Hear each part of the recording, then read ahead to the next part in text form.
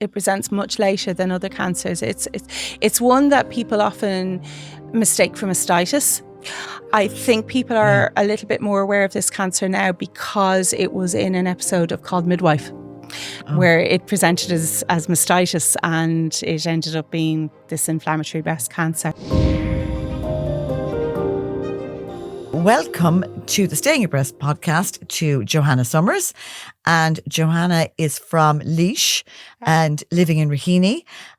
Johanna has 3 young kids, and Johanna has had a dog grooming business. She doesn't have to eat long, but she'll tell you about that.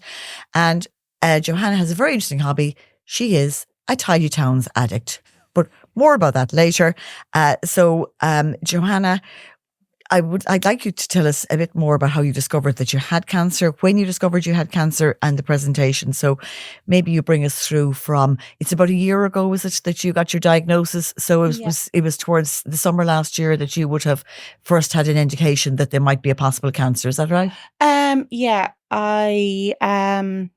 been away on holidays. So it would have been around the middle of July going into August. And I'm one of these people who would sort of put factor 50 on top to toe. So if there was anything, I would have noticed. So you knew your body very well. And to a certain extent, yeah. Like with breast cancer and me, I had a lump in my 20s that I had removed. It wasn't anything, but it was kind of dodgy looking, and it got removed in my 20s, and my sister would have had the same. With no real history of breast cancer in my family other than my dad's side. My grandmother would have died of breast cancer, but nothing on my mother's side at all. I woke up one morning on holidays. No, it was. Or you'd just come back after I'd come back from my holidays with like a Pamela Anderson size boob on one side, which was that must have been interesting. It was really interesting. I like to wear dresses. I'm a bit of a girly girl, so I like to wear dresses. So, I was kind of going around with one boob very, very noticeably bigger. So it was very significant. It was very significant. Yeah. And it literally just appeared overnight. It more or less. Yeah, more or less. There was nothing going on before that, because I, for the first time ever on holidays, I wore a bikini, since I had kids. And, I was lathering myself in sunscreen. Yeah. So you would have noticed? I would have noticed. I absolutely would have noticed. So when this appeared, what did you do? I kind of freaked. Were you worried? Were you very worried initially, or were you? No, cancer wasn't necessarily the first thing that crossed my mind. I thought I'd been stung. Yeah. I thought maybe I had cellulitis because I had a history of cellulitis. And I thought, it was something like that. I was kind of, this is just so weird, but I could feel a lump. So aside from the size of it, you could feel a lump. I could feel a lump. It was like a Mars bar. It was huge. It was I think it was 5.5 centimeter, tumor. So in the end, it was anyway. So but what was the first thing that you did? I mean, I rang my doctor. I made an appointment, and it was kind of still this sort of height of COVID thing. Is this an emergency? Can this wait? All that kind of thing. And I said, well, I think it's something that I'm worried about. I want to get it checked out. I had just lost my uncle to cancer only a few weeks before. Sorry, Johanna. So yeah, that was really very, very hard. And you were very close to that uncle, were you? Extremely. Yeah, he was more like a second dad. My own dad is amazing, but my kids were also extremely close to him. So you were just about getting over that loss, were you? I'm still not over it. Getting over it. No, adjusting to the loss. Yeah, adjusting. I suppose I had spent over a week in a hospital with him. I was holding his hand when he died. So I was just seeing someone die of cancer. It wasn't that cancer was necessarily on my mind that I had cancer. Yeah. That was it was more, what is this? I need to get it checked. I need to find out what it was. But at the same time, it was in the back of my mind that it might be something like that. So you appeared down at your doctor's? I appeared down at my doctor's. She took a look. She was like, I think it's an infection, gave me an antibiotic. And I said, well, look, I can feel a lump and this is kind of freaking me out. She sort of put it down to PTSD. And I said, I really want a referral. I just want to get it checked. I just want to rule it out. I just want to, for my own mind, I want to get it ruled out. So yeah, she gave me the referral reluctantly. She was sort of like, well, give it 10 days and then come back to me. I'm like, no, I really want to get this checked out. And I'm glad I did, because the type of cancer it's very aggressive cancer and time So when you got the referral, was the referral to the breast clinic? A breast clinic in Beaumont. So I think it was about 10 days. I got into the breast clinic. Nurse took a look at it and she said, oh, love, that's a cyst. But I'll get the doctor to have a look at you. So the doctor came in, Arnie Hill. Very lucky to be under him, the Professor Arnie Hill. So he came in, he had a look and he said, no, she needs a mammogram, she needs a biopsy. And it was like literally straight away. So that day, all very, very quick. I think, things have come a long way. In that regard, I was talking to other people who had cancer years ago, and it was like 6 weeks for this, 6 weeks for this, 6 weeks for this. So, and delays are not good. No delays. No, not with this. No. So yeah, I had my mammogram, and then I went in for a biopsy, and I kind of knew the lady doing the biopsy. There was some connection to neighbourhood anyway, and she kind of knew me or somehow. And she was gorgeous and she was lovely, and I could tell something was wrong by her, and I could feel myself crying and she was like, okay, yeah. So my nodes were also presenting with something suspicious. So she ran off. She said, give me a minute. She said, I'll explain why in a minute. And she ran out and she's like, sign these. And she's like, I just want to get your samples sent with yesterday's batch. So she was very nice, very kind. And then I went in to see, I think, a doctor and a nurse. It all kind of was a bit of a blur. My friend had come with me, and I had told her, oh, they think it's a cyst. So I sent her off. And she came back, and it had literally gone from, oh, it's a cyst, we'll sort it out. And it's not nice, but we'll sort it out. To, sitting down with this doctor, and I think a doctor and a nurse, and them telling me, well, I'm kind of going, well, what is it? What could it be? And were you by yourself? At that point I was. My friend was coming back. And it was like, well, what else could it be? And I'm like, well, it's most likely cancer. 90% sure it's probably cancer. God, Johanna, and how did you react to that news? I burst into tears, and I suppose you kind of go to this denial, well, I'm going to be the one that it's not cancer. Mm-hmm. So you kind of think that in your head. Mm-hmm. No, not me. No, it's mm-hmm. I'm going to be one of these people that turn around and go, mm-hmm. It's not, Yeah, I get that. But, as the days passed, even from the time I was waiting to see the doctor, everything was pointing towards cancer, or waiting to get the referral rather to the breast clinic. Like my skin changed, everything changed. I was getting more and more symptoms of breast cancer. I got the orange skin, they call it, and, it was more inflamed, it was more hot, it was more sore. Like, it's not a typical cancer. So it's not a typical cancer, and it obviously moves very quickly. I mean, it moves extremely quickly. Yeah. Because, I think you said to me earlier that it only forms part, 1 to 2% of all breast cancers worldwide. Yeah. So very unusual. Very unusual and very isolating. So what is, when you got the diagnosis, what is your breast cancer? It's inflammatory breast cancer, HER to grade 3. So literally this cancer goes, it's always grade 3. As soon as it's diagnosed, it's always grade 3. It's a very, very, very sneaky cancer. Is it a cancer that tends to present the symptoms later? Yeah. Yeah. Which is why the tumor was so large and the breast was so inflamed. Yeah, it presents much later than other cancers. It's one that people often mistake for mastitis.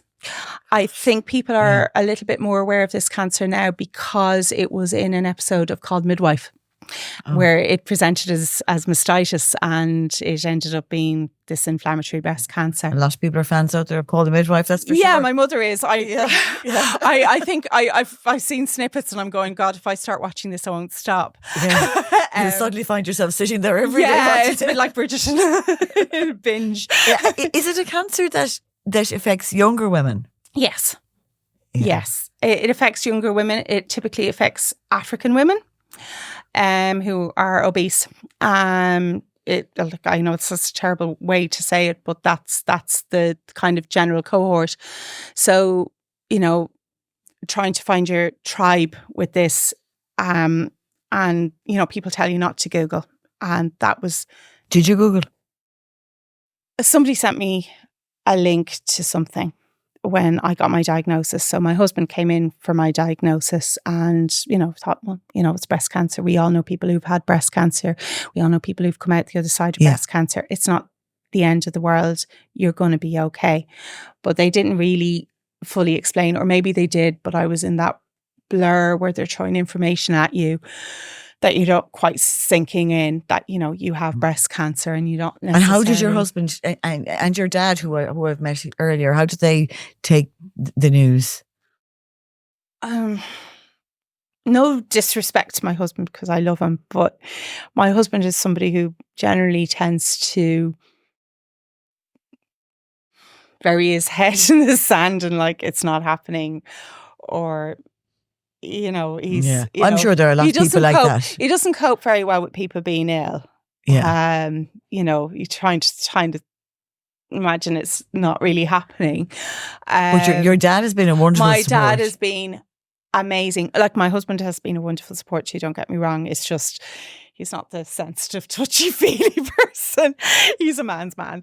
I also live with my father-in-law, so we have two men in the house. And and I told my father-in-law, you get different reactions. Like, my father-in-law's reaction was like, oh, you got breast cancer. Ah, sure, that's only a woman's cancer. Everyone has cancer. Oh, I'm like, all right, okay. Yeah. You get different reactions from people. And it's funny, even we watch Coronation Street, there's a cancer storyline going in Coronation Street, and I'm looking at the reactions going, well, these are the reactions that I thought I was going to get. But the reactions I got were quite a lot different. It's kind of, it is each to their own and that. Each to their own. Yeah. And I think you think you're going to get this, everyone's reaction is somewhat different. It's hard. My friends have been amazing. I have the most amazing circle of friends and I'm so blessed. Yeah. I'm you know what? As long as you've got, a wonderful support system, but going back to when you got your diagnosis, was the treatment options, were they offered that day? Was there treatment options, or were you given a treatment plan? I was given more or less a treatment plan, and it all was kind of kicking in quite quickly. And what was the treatment plan? Chemo, to start with. So, and was that to reduce the size of the tumour? Yes. To reduce the size of the tumour, then it was going to be chemo, full mastectomy. With this type of cancer, there's no possibility of reconstruction straight away. And that kind of gutted me because I'm of a certain age. I love my breasts. Yeah. So you were you thinking of it as a loss of your femininity? Yes. Which is, I suppose, a difficult thing to consider, isn't it? It's really hard. Yeah. It's really hard. It still is. I find that bit really, really, really hard. Being away on holidays there recently, we were in Spain for 2 weeks, and I was extremely lucky in that one of my neighbours put me in touch with this amazing woman in Alison, Breast Care by Alison. If anyone's looking for compassionate person who's going to help them with their journey, she's amazing.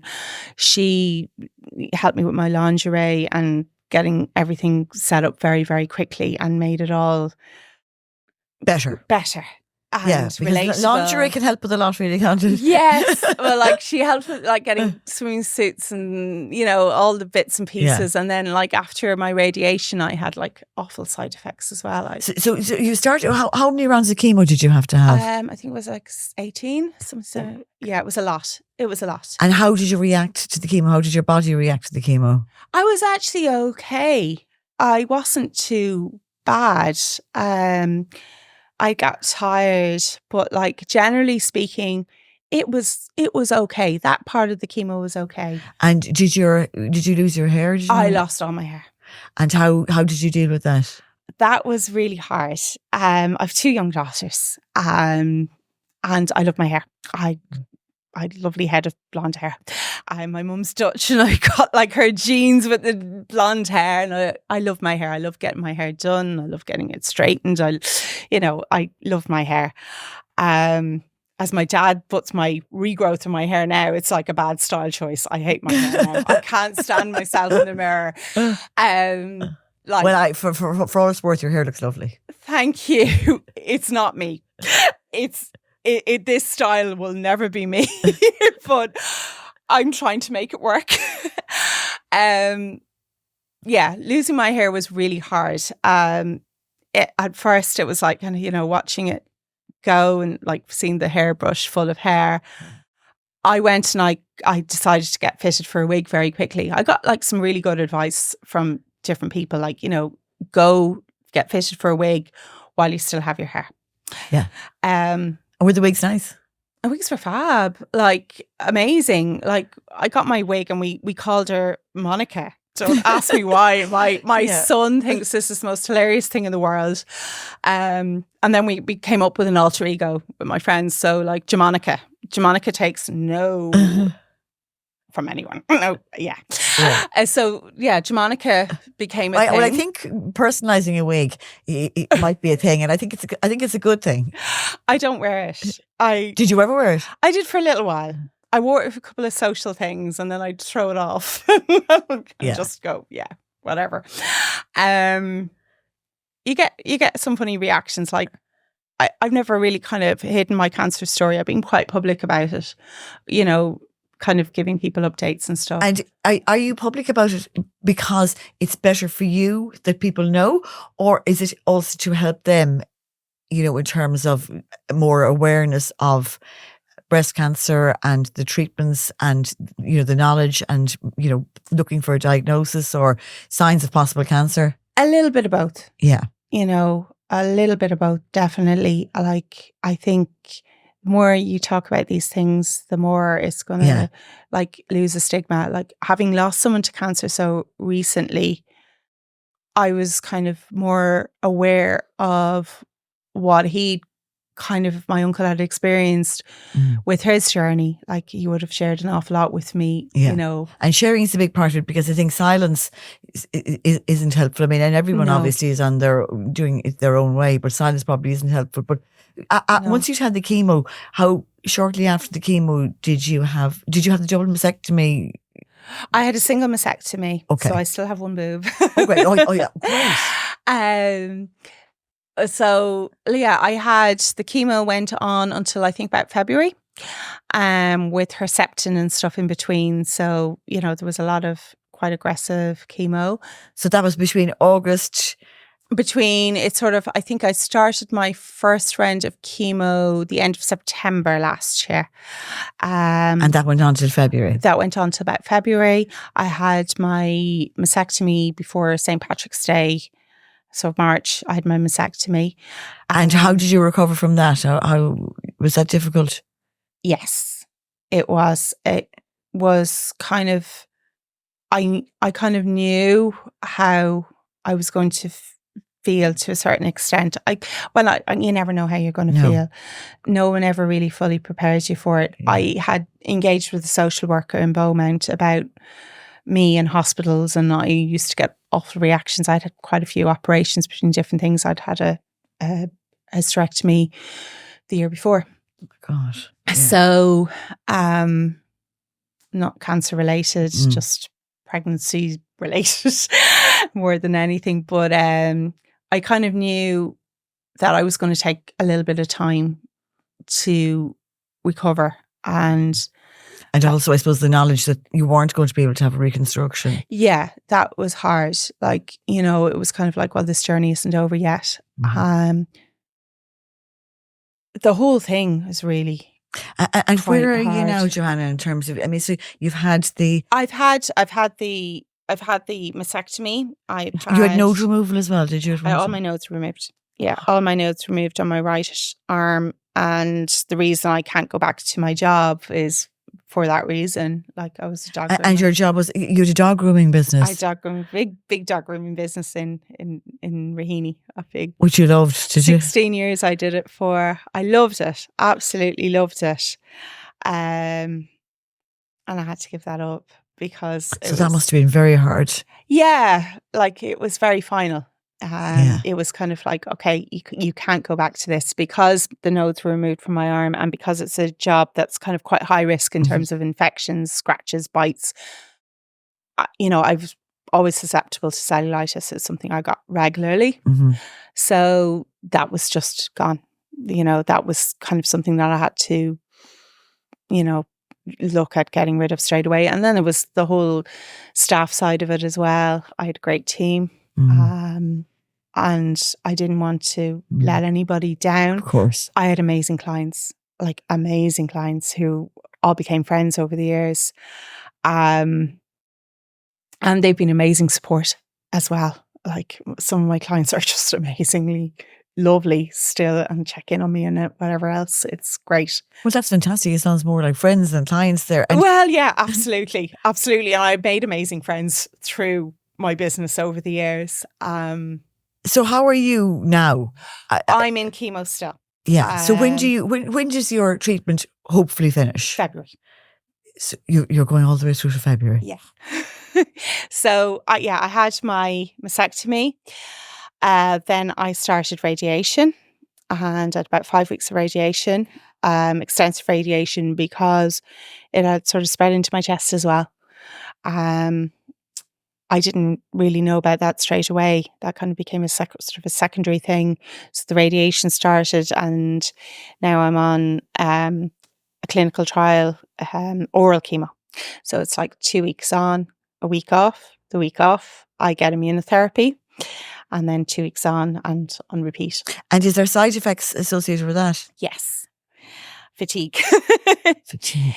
Yeah, like chronic fatigue, and lately, you know, diarrhea, like everything's going through me. And how do you cope with all of that and the kids? I mean, obviously you have to, but... I think kids are amazing. Like, I mean, I think if I didn't have kids, I'd probably find this whole thing an awful lot harder. You just you keep going. Do they know? Yes. And how do they understand? To an extent, yeah, absolutely. I think the hardest thing for my kids was the fact that we had lost my uncle so recently, and that was in the back of their minds. My uncle was given the all clear more or less in April and had a very positive diagnosis, but he died in July. So they've how old are your kids now, Johanna? They're 5, 8 and 11. So they're still very young. They're still very young, but like they were incredibly close to my uncle. I didn't kind of hide it from my kids. I told my kids very kind of quickly, you know, what was going on. 5-year-old obviously didn't really understand, but my 11-year-old and my 8-year-old absolutely kind of did. My 8-year-old is very sensitive. My 11-year-old is full of anxiety. We engaged with ARC. It took a while, and we got them therapy with ARC. That's fantastic, isn't it? It was amazing. They were brilliant. And I eventually got therapy myself. Now it was over the phone. It's quite a backlog with them, but they've been amazing. But the fact that support is there. Amazing. And then we got them into the Climb program as well in Beaumont, which is like a program that assists kids, you know, whose parents are going through cancer or a close relative is going through cancer. And they were brilliant as well. So there's a lot of supports out there for people who look for them, isn't there? I looked for everything I could get. Yeah. And do you think, is that, you know, advice that you'd give to other women who are going through it, to look for the supports? Or? Yes and no. Supports are kind of varied. I found like I joined, say, a WhatsApp group. Somebody wanted to join or set up this WhatsApp group for North Dublin for people who are going through cancer. And then it was kind of like you could only be part of it if you didn't talk about your cancer. So it's hard. You have to. So I suppose it's finding what it's finding you have what to suits find you. what suits you. Like the support group for inflammatory breast cancer is a hard one. It doesn't necessarily have a very good diagnosis. Like, so you're looking at the support group and it could be, Gret to inform you such and such died. So that can be kind of scary looking at that. That was the hardest thing with this, in that somebody sent me a link to this cancer and it literally said I was going to live for 5 years. And myself and my husband, I showed it to my husband and that was when it really hit him. It was like, boom. And he was like, I don't want to raise my kids without you. What am I going to do? I don't know how to raise girls. That was his big thing. He was like, Jamie will be okay, but I don't know what to do with the girls. And it really but I suppose hit hard. But I suppose maybe you have to listen more to the medical advice and all the good prognosis. I mean, when you look that was it. Like, I mean, this group, some of the groups that I joined were amazing. Like amazing in terms of support and everything else. Like there's Breast Friends and there's a few other Facebook groups that I'm on that are really, really good. Like say at the moment I've finished with all my chemo hats. So I'm like, let's pass them on. Things like that. Some of it is amazingly positive. But with inflammatory breast cancer, it's a little bit different. It hits differently. Yeah. In that it's just things can go wrong. Well, I suppose, you've got a great awareness of that. And I suppose it's because it's such a rare form of breast cancer. So you're dealing with something very specific. Yeah. And you need to kind of find your tribe. Like, I mean, that was the thing. I rang the Irish Cancer Society, who apparently had a buddy for everything. But they didn't have a buddy for me. Because it's so rare. Well, I suppose, luckily... I want to be that person. Yeah. You can be that person, but also you're lucky that you've got your dad as a buddy going through it with you as also. Absolutely. But it's just even just to be able to talk to somebody else who's been through it. Somebody else who's got this type of cancer. I found 2 other people and within that time, one of them passed away. Yeah. So that's hard. Yeah. But despite all the progress, it's still hard, I suppose, knowing that your form of cancer, breast cancer, is so rare, and that the outcomes aren't maybe as good as with other cancers. Yeah, like I mean, that was the thing. That was the information that I could find online, and that's where you can kind of go down a rabbit hole. Well, I suppose that's where you kind of stay off from going. Yeah, you have to find the right people. Like I found a great group in the UK for inflammatory breast cancer, and the lady on there who runs it is an amazing source. Well, maybe that's the guidance to other women who are presenting with this, is to look for other groups, but more medically based groups rather than Dr. Google kind of thing. Yes. Find the right groups, find the right information, because a lot of the information on Google is completely outdated. Yeah. So that was maybe the guidance should be to stay away from Google very strongly. It's hard not to Google. It really is. I mean, people tell you not to Google, but then you kind of go, okay, what are the side effects of this medication? What do I need to look up? What do I need to know? Yeah. And I guess it's hard. Like people will tell you, don't do this, but Google's part of culture now. Google's part of everything. Yeah. You go down that rabbit hole. But yeah, you have to know when to stop. So like I had to pull away from a lot of the groups for a while because I found it was getting me very depressed. And I'm not that kind of person naturally. I was kind of like going, oh God, I'm going to die. I'm going to this. I'm like, but I'm not. I'm not going to die. I'm going to be fine. Well, they are the words. So I suppose, kind of tying it up. I mean, do you feel, did it change you as a person, or did it change your attitude to life? I think I've always been someone who has quite a positive attitude anyway. I kind of just find silver linings with everything. I've a positive. That's a great way to be. I have a positive outlook generally in life, and I don't try to kind of dwell on things for too long. But it's made me want to do more quicker, if you know what I mean. It's made me kind of want to, like, you know, want to bring the kids to Disneyland. I brought the kids to Disneyland. You know, things like that. I kind of have my little list of going, I want to. You want to make sure you achieve everything that you wanted to achieve. I kind of want to experience things and just enjoy things more. And, you know, if I want to go and do something, I'll try to find a way to do it. If you get me. I do. And that sounds like that's a fantastic attitude to have. Yeah. And what would be, I suppose, the take home bit you would give to any woman who is either awaiting a diagnosis or who is in treatment? You know, what would be, what have you taken out of this that you'd like to pass on to any other women who are listening to this? Find something to keep you busy. Find something. And you found the tidy towns. Yeah. I'd been doing it anyway. Yes. But for me, it's my mindfulness. I don't think, you know, people go on about mindfulness. So do this, do meditation, do. Well, I think everyone has their own thing. Like for me, that has been amazing. Like, you know, there's been times where I couldn't sleep and I'd go out and I'd get my litter pick and I'd go out for a walk and I'd kind of feel like I was somehow making the world a bit of a better place. Well, Johanna, that is fantastic. But that was just, you know, find something that you can kind of dip in and out of like that. So that's your mindfulness. Yeah. And did you get the kids involved in it as well? Yes, the kids are very heavily involved in it. They get into the river, they get into, you know, they love it. They love it. And you know, we've community gardens and things like that in Rainey as well. And I suppose it makes your kids more aware of their community and the environment as well, doesn't it? Yeah. And it's great. It keeps me busy. It kind of is something that you can dip in and out of as much or as little as you want. Yeah. So it's your, I mean, I'm a great believer in do something for yourself every day, something you love to do for yourself. So that's your thing, isn't it? Yeah. Like, and, you know, find people that, you know, say, be more of a yes person. If somebody wants to bring you out for coffee and you feel like going out for coffee, go out for coffee. Go and meet people.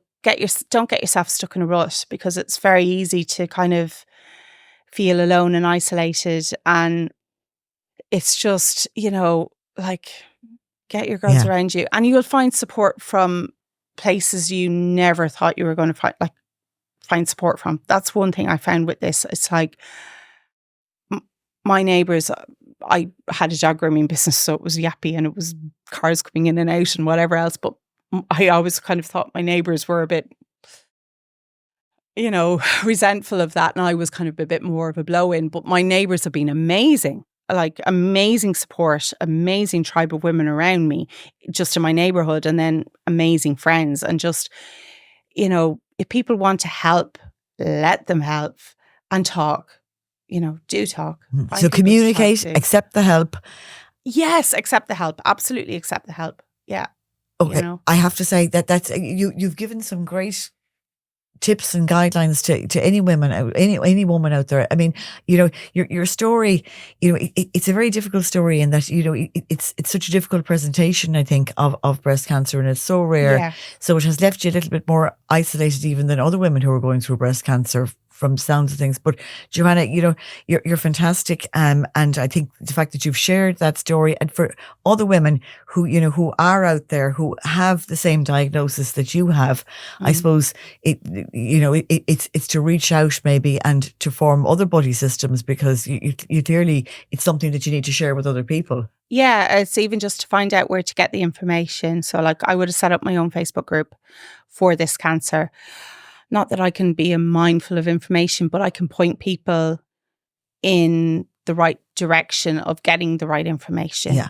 And that's a big thing. It's like knowing where to find, you know, your tribe. And not everybody that you talk to is going to inspire you either. Of course not. And you need to be aware of that. You need to protect yourself that way. Yeah. You know, and just say, thank you. Yeah. Next. Yeah, absolutely. And again, that, you know, that's a learning thing as well, isn't it? Yeah, some people can drag you down. Yeah, absolutely. So you need to find people that, you know, inspire you or help you or, you know, make you feel a little bit better about things. And, you know, don't be afraid to sort of say, well, this is shit. Sorry. Yeah. Excuse my language. No, that's fine. But don't be afraid to say that. Like, you know, like, this is not great. And, you know, not every day is going to be rosy either, you know, and say that, you know, okay, I'm having a bad day. I need a hug. You know, Johanna, again, thank you so much for sharing that on the podcast. I think it'll be extremely helpful to any other women who are listening to it. I hope so. And also, you're still in treatment. So, you know, continued good luck with the rest of treatment until February next year. Continue with the Tidy Towns, which sounds like a fantastic, and with your Raheny rocks. I know that yourself and your family have been painting rocks to inspire people around Raheny. Is that right? Yeah, well, it was a COVID thing, but we've kept it going. Well, again, all these things are fantastic for communities outside of your cancer diagnosis. But continue good luck, and thank you so much for sharing all of that. Thank you. And the best of luck. Thanks, Johanna.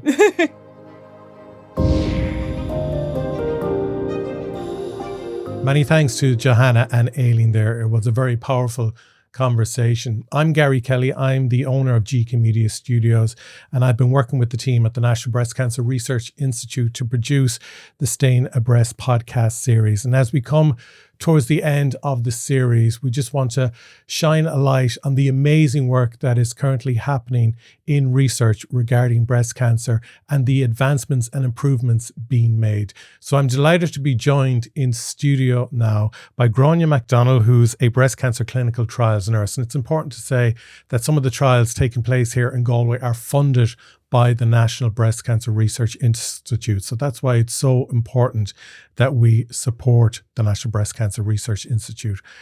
Grainne, there's 4 phases involved in a trial. Can you break them down for me, please? Clinical trials are often start off in the laboratory or with an observation by a scientist or a doctor or whoever has observed a certain phenomenon.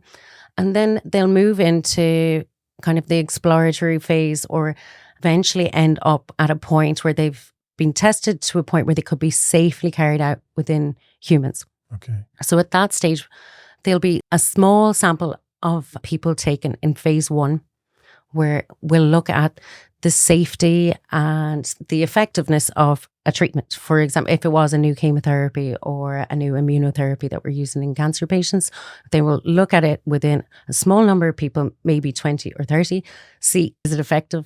There's a certain dose that we should give it at, but can we give it at a bigger dose? That's what they'll look at in the initial phases. At phase 2, then they'll go on from that. They'll get a slightly bigger sample. They'll look at what are the potential side effects from it? How effective is it at this dose? When do we expect to see those effects? Mm-hmm. And then as it progresses, and we get to that point, we'll have a nice safety profile, we'll have a nice idea that this is working, and then we'll move on to a phase 3. And as I was saying to you earlier, phase 3s are probably the most common trials that we come across. I've come across anyways in my day-to-day, that become available to the patients within Galway or within Ireland that have already been tested for, I suppose, their safety, and we have a good idea that they're working, they're effective. Yeah. They're probably one of the newer drugs available on the market that we don't have access to. So, you know, through a phase 3 trial, we can offer this to a population. We'll then look at that sample, be it maybe they may be looking at 1,000 to 2,000 people globally. We'll be looking at the long-term side effects of it, the immediate side effects of it, how rare those side effects are, and again looking at that effectiveness and probably how effective it is in relation to the standard treatments that are available here already. Then after that, trials can develop on into the phase 4, which will look at more long-term quality of life within people, risk of reoccurrence within people, and again looking at those long-term side effects as well. So that's basically the trajectory of a trial, but not all trials fall within that nice little neat. Yeah. And to be eligible for a trial then, when there's a clinical trial taking place, they're trying to find patients that are all very similar, whether it's age or the type of cancer that they have. Yes, yeah. So for inclusion on a trial, and I guess I get asked a lot as a trials nurse, how can I participate in a trial? You know, who gets picked to participate in a trial? So it'll all depend on what trials are available here in Galway for you or within Ireland, what's available. And as I was saying to you, our consultants, our physicians, our investigators will be the best point of expertise to know what trials are available, what's coming into Ireland. And because there's this global conversation taking place about all the trials. That's coming along. We know, you know, when a drug is being tested, how well it's looking stateside maybe, or within Europe, or wherever it has, I suppose, originated in. And they'll be aware of what trials they would like, they would love to open here and offer to patients. So they'll have an idea of, you know, what amount of their patients would actually be eligible for a trial like that. You know, what group or population of patients is this going to benefit that I have within my hinterland? You know, they're the experts, they will know that. And then once we have a trial opened in Galway and we're given the okay to go ahead, we're going to try and get 10 people on this trial. We're going to try and get 20 people on this trial. Let's see who's eligible. That means that we go and look at each patient that has been referred to us and look at their, I suppose, medical history, look at their age, their disease, their exact disease. We're looking at pathology reports here, depending on what kind of trial it is that you're going on, and see, are these people suitable for this trial? Are they the exact person that we need to go on this trial? Because you want it to work for them as well. We need it to work for them. Yeah. They need to be, you know, there's no point in us getting to that disappointment in the end where we've asked someone to participate in a trial and then we realize, actually this isn't going to be any benefit to you. You know, this isn't, you're not the right population at this time for that. So we don't want to get there. We try and identify the patients in a really stringent manner that you're looking at. But there's numerous trials, not that there's just one trial. No. Like there's loads of different trials going on all the time. Yeah, we have multiple trials open, especially here in Galway, and some are interventional, where I'd say that they affect directly the patient's care, or they may be non-pharmaceutical, we say. So they're not, it's not a medication that we're offering.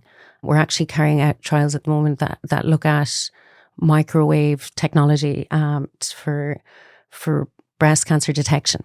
Okay. That's amazing. That's new to Galway. Like it's wonderful to think that we'd be a site that we could actually you know, contribute to this development of a new way of detecting breast cancer. You know, everybody knows a mammogram is uncomfortable, and it wouldn't be there. You know, so it's not putting you in a microwave, which is there's nothing to do with that. But I suppose it's a new form of technology where we place people in a different type of scanner, which we ultimately hope would be a lot more comfortable and a lot, I suppose, more targeted in its detection. Wow. So that's really exciting. That's just one of the non-pharmaceutical trials that we have ongoing. Another one that we have is looking at heart disease and chemotherapy and cancer patients, and how can we detect this early, and how can we place these people within surveillance so that they live longer, happier, with more quality, and not coming up against this big obstacle at the end of all of their treatments that they are now because have even a heart with the trials, disease. they go on for years. So you're having that constant contact with people who avail of the trials. So they might have finished the treatment in the early stages, but then for years you're still monitoring them and seeing the progress and all that. Yeah, we could meet a patient at any stage of their cancer treatment, and sometimes it's a long time after their immediate treatments, after the chemotherapy, after the radiotherapy, after their surgery. It could be 5 years after that, and we approach them to participate in a trial, and they'll wonder, what do you want me for? There's nothing wrong with me. You know, and there's I suppose there is a level of skepticism when anybody approaches you for a trial that there's something wrong. There's something really wrong if I'm getting asked to participate in a trial. And no, it's not at all. It's just that we're looking and using trials now to observe people's journey, not just at the initial treatment, but all the way along to, as that word that we use, survivorship, all the way along that we want to improve. And trials are there with even more focus now on survivorship, because we want to make sure that people have had these chemotherapies that have worked and that they're not entering into their later years facing these bigger health problems that we didn't spot 10 years ago, and we just ignore it because you're cancer free and you know you're fine. But we want to be able to say, okay, they're living healthier and happier 10 years down the line, not just cancer free. So there's huge amount of focus on that at the moment. That's and great. Clinical trials, as I said, again, it changes clinical practice. It's the only way that we can prove that, an intervention is effective. It's the only way we can prove that we need certain treatments. It's how we ask for money. It's but something it's that's how we really ask cool for as well, resources. just to kind of finish off with something that I didn't know about until you were speaking to me earlier before we came into studio, was that the advancements that are being made in chemotherapy now is where you're able to target and personalize the chemotherapy treatment for people. So years ago, 50 years ago, whatever, chemotherapy treatment that people was getting, it was kind of killing good cells and bad cells in the body, where now it's getting so advanced, you're targeting specific protein biomarkers in the body, which is amazing. Absolutely amazing. And it could only have gotten this far through research and trials. But our goal, and I suppose everybody's goal, I think, really in research, is to be able to offer people personalized, targeted treatment that targets their disease, not a disease, not just breast cancer, but their specific disease. That's where we're going. We came from chemotherapy developing from as far back as the 1940s from chemical weapons being observed in leukemias, to here now where we can target a protein on the outside of your cell or other biomarkers and actually target that with treatment that can, decrease the amount of side effects that you'll have, and ultimately increase your survival. Fantastic. And it's all about, I suppose, becoming more patient-centered with our treatment and our interventions. And research is including more and more our patients and the public now than it ever has. Fantastic. Grainne, thank you so much. Thank you. To see you today, and continued success with all the work you're doing. Thanks very much. Thank you. Dr. Roisin Dwyer, Associate Professor of Translational Science and NBCRI, National Breast Cancer Research Institute Principal Investigator. Thanks so much for coming in and joining me in studio. I was just talking to Grainne there, and she was talking about the advancements being made in targeted therapies. Mm-hmm. Can you talk to me a little bit more about that? Because it's interesting how the conversation is turning now from not just focusing on fighting and beating the cancer, but actually making sure that people are getting the best treatment so that they have the best quality of life after treatment.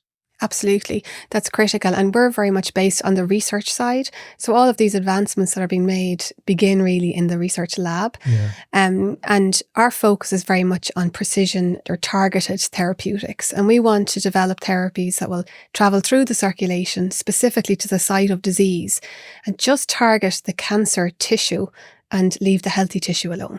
So the idea being that, after a cancer diagnosis and after treatment, people can return to a full life and not have these long-term, sometimes debilitating long-term side effects. There can be a misconception that, when a person's hair grows back after chemotherapy or when treatment stops, that everything goes back to normal. But unfortunately, that's not the case for some patients. So we want to develop these therapies that, as I said, will specifically just target the disease and spare healthy tissues. So in the lab, I'm very fortunate to work with a great group of people from clinical backgrounds and from scientific backgrounds. And that's really important because we have the different perspectives coming together. Okay, so that cross-disciplinary. Yeah, that's really important to us because it means that we're working on questions that are important to patients. We're not doing blue skies research. So we work closely with Professor Karen and Professor Lowry, who are both surgeons. So they're seeing patients every day. They understand the gap in care and what's needed.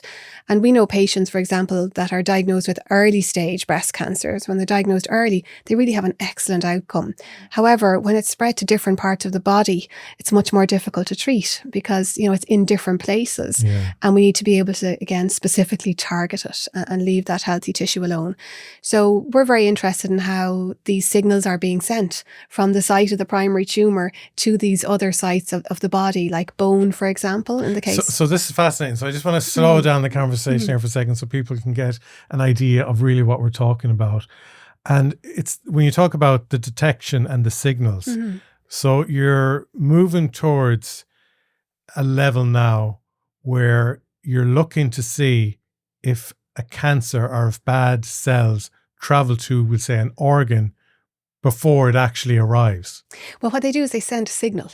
They said before they travel, basically. So the cancer cells send a signal, is it? Yeah. So there's been many studies that have shown that at the site where the cancer is going to travel to. So I'll just give the example of bone, for example, in breast cancer. That's what happens in advanced disease. And breast cancer is unusual for that. And most cancers don't metastasize or spread to bone.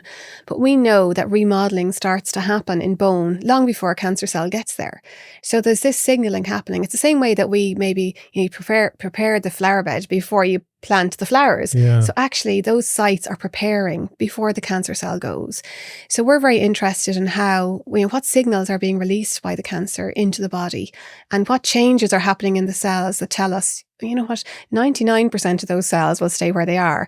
But what about the other cells? What's different about them? What makes them more likely to be able to travel through the bloodstream and, target other sites and then form new tumours at those sites? So it's this constant crosstalk that's happening at the site of the initial cancer, but also then between the cancer and other areas of the body. So this is why we're interested. We're very, very fortunate to work with surgeons because then, and patients are amazing. They're going through a very difficult time, but they choose to donate, tissue and blood samples to research because they want things to be better for the person coming after them.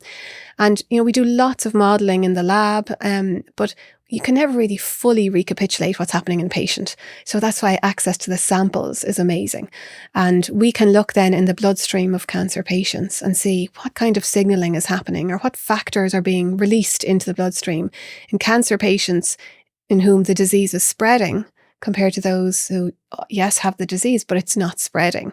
So we can look at those signals that are being sent back and forth. And then we also have access to tissue samples. Again, like a wealth of information here because we always think of a cancer or a tumour as having cancer cells, but actually there's lots of different cell types present. Cancers, I always think they build a little city. They pull in other cells. We need blood vessels to provide oxygen. So they develop new blood vessels. And we need, other stromal cell types that come in and provide architecture, provide a shape and mechanical characteristics of the tumour. So all these cells are talking to one another and sending signals in the tumour and then to the other sites to spread there. So if we can decipher these signals, sometimes if we know a signal is going to a tumour, let's hijack it. Let's get our drug in there. That's what we do, So we actually work in some areas where we hijack that signal and try and say, right, if you're going anyway, will you bring this drug, right? So that's one aspect. And then the other aspect is, can we shut it down? So if we know the signal is actually really important to help the disease to spread, can we just block it, So that's what we look at that too. And then we just want biomarkers as well. And that's when we can look in the bloodstream and just to get information. So to say, maybe this marker is increased, or maybe this person might be at a higher risk then, or maybe we need to do more screening, So we're all the time looking for markers in the bloodstream, which is more complicated than you would imagine, because people would say, well, surely if you took 1,000 cancer patients and 1,000 healthy people, then you can see there has to be a difference. But we're all very different before whether or not we have cancer. So we're different because we're runners or we're engineers or we have children or don't, or lots of different lifestyle factors, lots of different genetic factors. So we're also different already. There's a lot of background noise. So it's trying to decipher what specific signal is relating to the cancer and is actually useful to tell us something about that cancer. So there's a lot of work ongoing in that area as well. But as I said, like working with patients, working with our clinical colleagues and people, working with engineers, people in biostatistics, all these different backgrounds coming together are what really makes this work and helps us to move forward. And just come back then to the quality of life. Mm-hmm. So is there this kind of ongoing communication taking place with patients then to see how they're coping post cancer treatment? Yeah, that's something that's really developed a huge amount over the recent years, where the patient voice, which should always have been central, is now really at the center of research that we're doing. So, clinicians have always listened to patients, of course, but now what we have is patient groups who are all coming together and talking about their experiences and sharing what, sometimes we might not understand a particular drug. Oh, it's very effective in cancer. And patients might say, yes, but it's also very difficult to take or very difficult to tolerate.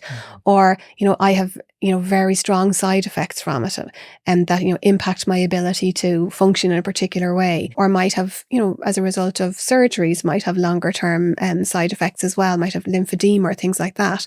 That can really impact a person's quality of life.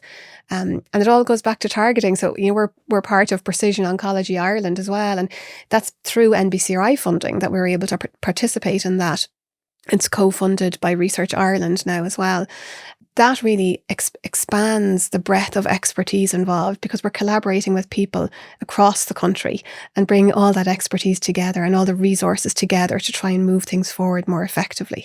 But it's all about targeting the specific site of disease because then we can reduce those side effects. And some of them really are long-term. People could have long-term fatigue and it can impact their ability to work and to have a bit of fun with their family and things like that, Yeah. And as we said earlier, we often identify ourselves by our jobs, Exactly, It yeah. gives us purpose. That's it. And people would say, to return to work. Maybe it's not that I want to return to work, but actually that's a very important part of our lives and of our identity and of our routine. We're all creatures of habit. So even though we're all always dying for our holidays, most of us, there's also that security and that network of people that you work with and you interact with every day. So a lot of people, that can be a real challenge, not being able to return to work when they hoped to, or then just returning in a staged format, and maybe working part-time when their career might have been very important to them.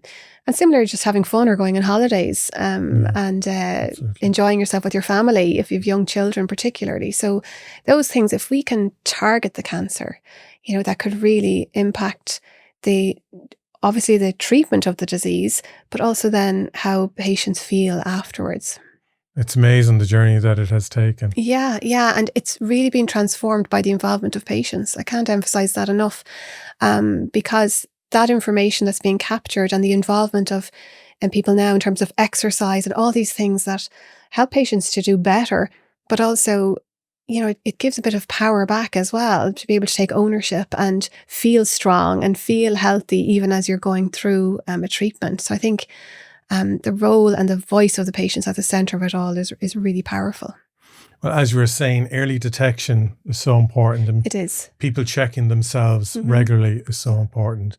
And then it's because of people supporting the National Breast Cancer Research Institute that it's giving the funds with the National Breast Cancer Research Institute having their ear to the ground, knowing what needs to be funded, where the improvements can be made and the advancements and so on. They then can funnel that funding into the correct places. Well, that's it. And I think that's the critical thing with NBCRI. All of the money goes to research. Basically, we couldn't do the work that we do without their funding. We use very specialised pieces of equipment, as you can imagine. We need to measure things, for example, in the bloodstream or in cells. That's very difficult. They're very, very small. Not something that we can see with the naked eye. So we use specialised equipment. And they also fund some of the individuals that are working in the lab. And we can attract really amazing people onto the team. And we do get funding from other sources, but that funding comes and goes. So there'll be specific grants for specific terms of time. But the NBCRI basically keeps the whole show on the road consistently. And it has really been the foundation for us being able to make progress over time. Fantastic. Dr. Roisin Dwyer, thank you so much for coming in and joining me in the studio. Thanks very much for having me. And thank you for listening or watching our Staying Abreast podcast. If you do know of anyone who you think this podcast would help, please do share it with them, and continued success to the National Breast Cancer Research Institute. Thank you.